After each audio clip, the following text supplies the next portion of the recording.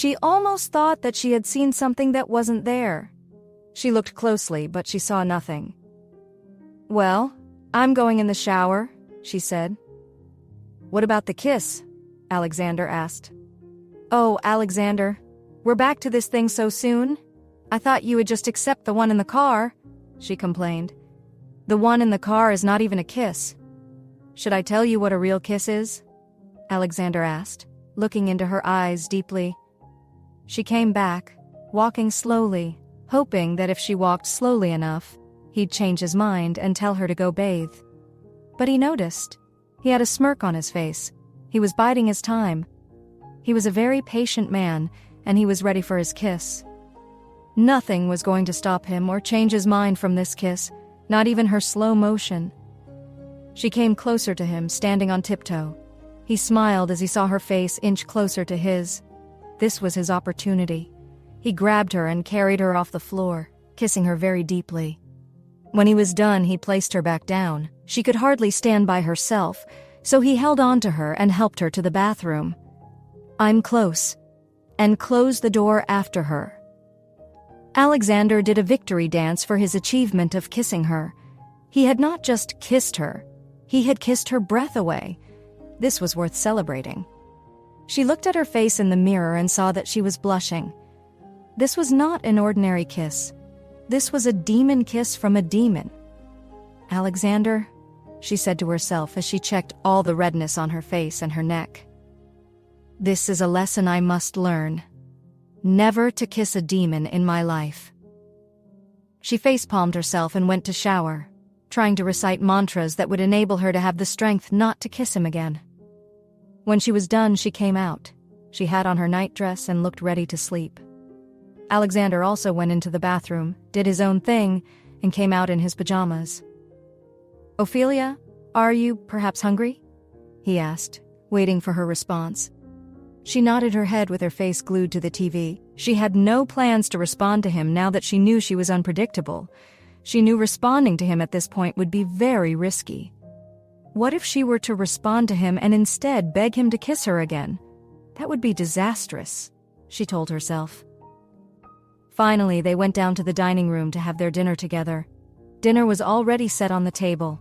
All they needed to do was sit down and eat. So Alexander went to the chair and pulled it out for Ophelia. As she sat down, he also sat down beside her, ready to dig into the delicious-looking meal. For the first time, she hadn't been told that she was growing fat as she ate her food. There was nobody to shout at her that her eating was too much. She remembered the days when she would sit down at the dining table and couldn't even have a spoonful of anything. Her mother was always down her throat, telling her how fat she had grown and how many pounds she would add just by eating that one spoon she had decided to put in her mouth. She looked at Alexander through her lashes and saw he was also enjoying his meal. He actually did not say anything. He didn't condemn her for eating. She wondered. They both enjoyed their meals, and when they were done, Alexander picked a bottle of wine from the table with 2 glasses. He held her hand, and they went upstairs together. They both locked the door. She turned on the TV and sat on the sofa. As they were watching TV together and sipping on their wine, Alexander realized that this was his opportunity to tease Ophelia. "So, what was the name of that movie boyfriend of yours?" he asked, feigning memory loss. "Johnny Depp," she said excitedly. "So, you're really serious about Johnny Depp?" he asked, raising one eyebrow at her. She straightened up and looked at him. "Of course I am." "Well, it would mean that you have to leave Johnny Depp soon because you have started to fall in love with me," he said boldly, sitting properly to face her. At that moment, she felt confined on an open sofa. It was as if he had imprisoned her and was now staring at her. "Oh. You should stop looking at me like that. It's just so creepy, Mr. Prescott," she said, trying to dissuade him from his goal. "Admit it.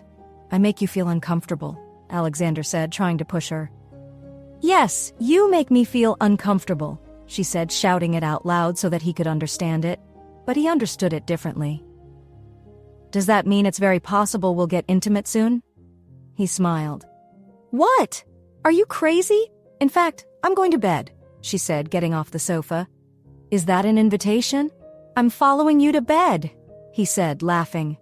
If you are going to be creepy all night, I'd rather sleep in the living room, she threatened. Don't even try it. If you do, we'll both sleep in the living room together, and then the whole house will hear us. She ignored him, went to bed and covered her head with a blanket. Not long after, he came to lie down beside her. Good night, sweet Ophelia, he said as he drifted off to sleep. Unfortunately for her, she couldn't drift off to sleep. Her heart had been pounding so fast she could hear it in her ears. Was he actually sleeping and having peace while she couldn't have any? This guy is just like a character in a horror movie, only that he is a little bit handsome. Ophelia, get a grip, she said to herself, scolding herself a little. In no time, she drifted off to sleep. Meanwhile, someone was in the woods lurking around. My time to strike will come soon.